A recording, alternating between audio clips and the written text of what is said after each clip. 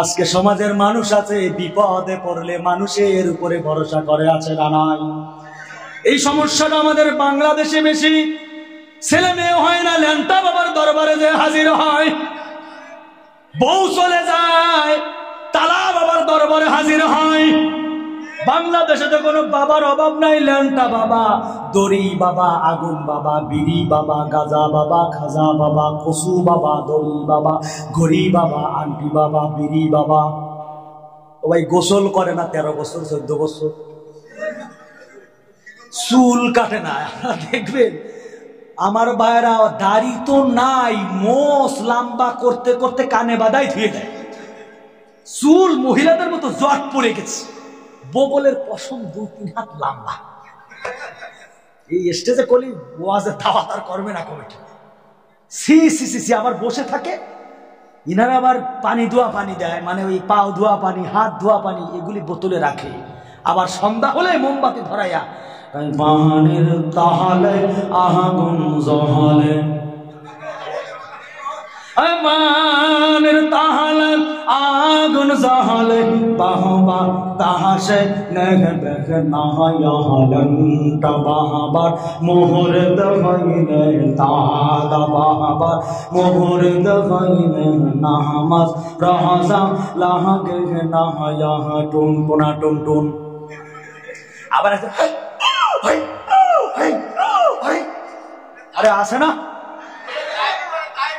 আমি তাহিরি সাহেবের কথা বলছি না, বাংলাদেশের ল্যাংটা বাবারদের কথা বলছি, আছে না নাই?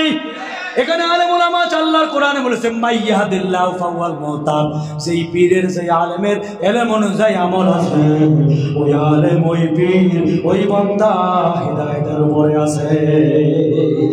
ফালাং তাজিদা লাহু ওয়ালিয়াম মুরশিদা, ও নিজে জানে কিন্তু মানে না, ও নিজেও গোমরা, ওর কাছে যারা যাবে তারাও হবে গোমরা। এজন্য আমি 2টা মাদ্রাসার নাম রেখেছি। তার মাদ্রাসার নাম হলো ঘুরতি ফিরতি মাদ্রাসা। 1 নাম্বার হলো হক্কানি আলেম উলামার দরবার। ভণ্ড আছে আবার হকও আছে, আছে না নাই? ফুরফুরার দরবার শরীফ হক, কথা কয় না। আবার ভণ্ড আছে, যেই পীরের দরবারে মহিলারা যায় শুয়ে থাকে, যেই পীরের দরবারে পর্দা নাই, মনে করবেন ওই পীর ভণ্ড। জোরে বলেন কথা ঠিক না? আর 2 নাম্বার ঘুরতি ফিরতি আর একটা মাদ্রাসা, ওই মাদ্রাসার নাম হলো তাবলীগ জামাত, কথা কয় না। আমার ভাইরা, তাহলে এই ঘুরতি ফিরতি মাদ্রাসায় ভর্তি হবেন, রাজি আছেন? মুসলমান ভরসা করব কার উপরে? কার উপরে? ইব্রাহিম আলাইহিস সালাতু ওয়াস সালাম আল্লাহর উপরে ভরসা করেছে। নমরুদ আগুন জ্বালাইছে, ইব্রাহিম নবীকে আগুনের মধ্যে ফেলবে, দাউ দাউ করে আগুন জ্বলছে। ফেরেশতা এসে বলছো পয়গম্বর ইব্রাহিম, একবার আপনি অর্ডার করেন, এই আগুনটা নিভে ফেলব। ইব্রাহিম আলাইহিস সালাতু ওয়াস সালাম বলছে, ও ফেরেশতা, তোমার আগুন নিভানো লাগবে না, তোমার কোনো সাহায্যের প্রয়োজন আমার নাই। যে আল্লাহ আমাকে খলিল উপাধি দিয়েছেন, যে আল্লাহ আমাকে ইব্রাহিম নবী বানিয়েছেন, ওই আল্লাহ যদি আমাকে আগুনে জ্বালায়া মজা পায়, ওই আল্লাহ যদি আগুনে জ্বালায়া শান্তি পায়, আমি ইব্রাহিম আগুনে জ্বলতে রাজি আছি। এ আমার যুবক ভাই, ইব্রাহিম আলাইহিস সালাতু ওয়াস সালাম আল্লাহর উপরে ভরসা করেছে, ফেরেশতার উপরে ভরসা করে নাই। আমার আল্লাহ এত খুশি হয়েছেন, আমার আল্লাহ বললেন, ইয়া নারু কুনি বারদান ওয়া সালামান আলা ইব্রাহিম। ও আগুন, আমার ইব্রাহিমের জন্য ঠান্ডা হয়ে যাও। আল্লাহু আকবার। আগুন ঠান্ডা হয়ে গেল কার উপরে ভরসা করার কারণে? ইব্রাহিম নবীর শরীরের পশম পর্যন্ত পড়ে না, আগুনের মিজাজটা গরম হয়ে গেল। নমরুদের মিজাজটা গরম হয়ে গেল। নমরুদ বলছে, আগুন তোর কি দহন ক্ষমতা নাই, তোর কি জ্বালানোর ক্ষমতা নাই? আগুনের মধ্য থেকে আওয়াজ বের হচ্ছিল, আগুনের জবান আল্লাহ মানুষের মতো খুলে দিয়েছিল। আমার যুবক ভাই, আগুন বলতেছিল, নমরুদ তুই আইসে দেখ তোর কত ক্ষমতা আছে, তোর জাত গোষ্ঠী নিয়ে তুই আয়, তুই সহ গোটা পৃথিবী জ্বালায় পোড়ায় ধ্বংস করে দিব। আল্লাহর পয়গম্বর ইব্রাহিমের একটা পশম আমি আগুন পোড়াতে পারবো না। আর জোরে মারহাবা। ইব্রাহিম নবী কার উপরে ভরসা করেছিল?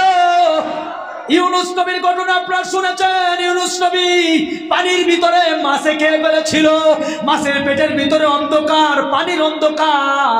ইউনুস নবী আব্বা বলে ডাকে নাই, আম্মা বলে ডাকে নাই, কোন ফেরেশতাকে ডাকে নাই। ইউনুস নবী বললেন, সবাই বলেন লা ইলাহা ইল্লা আনতা সুবহানাকা ইন্নী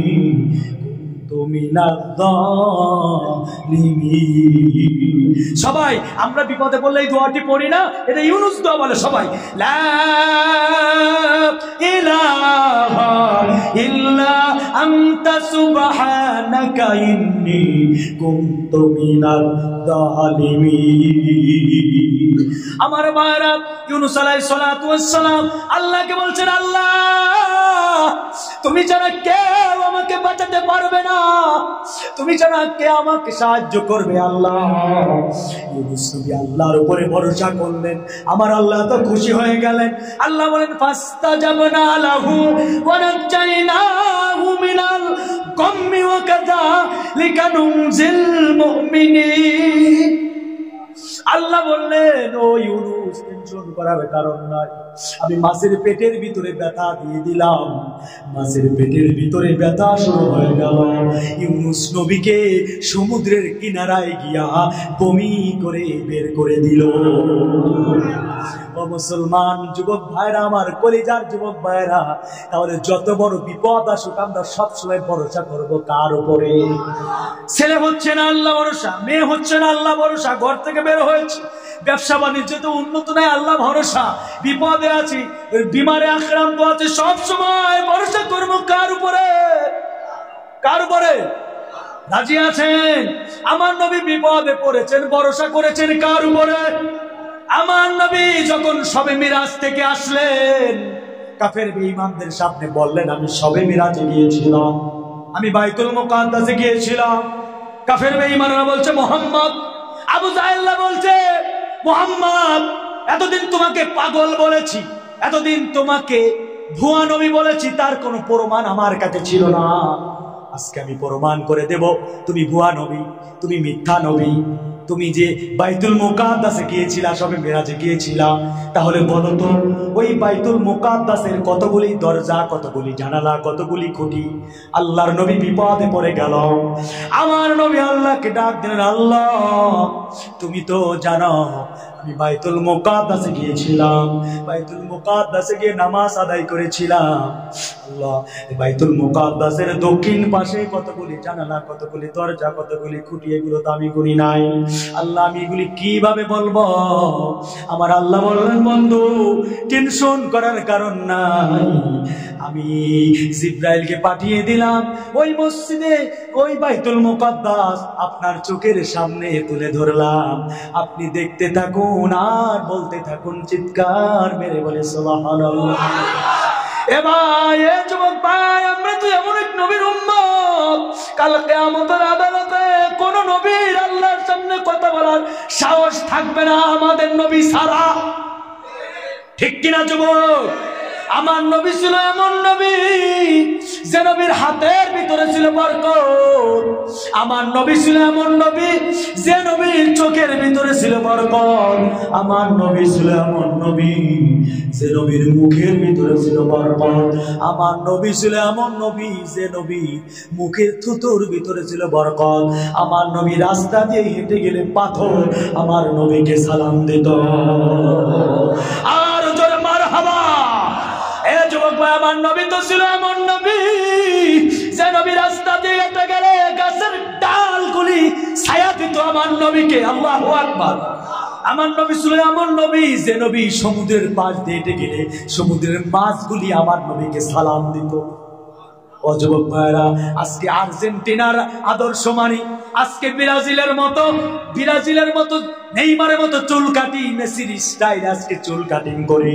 ও যুবক ভাইরা, ওই নবীর আদর্শ যদি মানতে পারি, নবীকে যদি ভালোবাসতে পারি, নবী যেভাবে আল্লাহর উপরে ভরসা করেছে ওইভাবে যদি আল্লাহর উপরে ভরসা করতে পারি, কাল কিয়ামতের আদালতে ওই নবী সুপারিশ করে জান্নাতে নিয়ে যাবে। আমার নবীকে ভালোবাসা দরকার আছে না নাই? কেমন ভালোবাসতে হবে? লা ইউমিনু আহাদুকুম হাত্তা আকুনা আহাব্বা ইলাইহি মিন ওয়ালিদিহি ওয়া ওয়ালাদিহি ওয়ান নাসি আজমাইন। আমার নবীকে নিজের জীবনের চাইতে বেশি ভালোবাসতে হবে, আমার নবীকে নিজের পরিবারের চাইতে বেশি ভালোবাসতে হবে, আমার নবীকে নিজের মায়ের চাইতে বাবার চাইতে যদি ভালোবাসতে পারেন, ওই নবীর সঙ্গে এক জান্নাতের প্যাসেঞ্জার হতে পারবে। ও আমার পর্দার মা বোনেরা আছে না?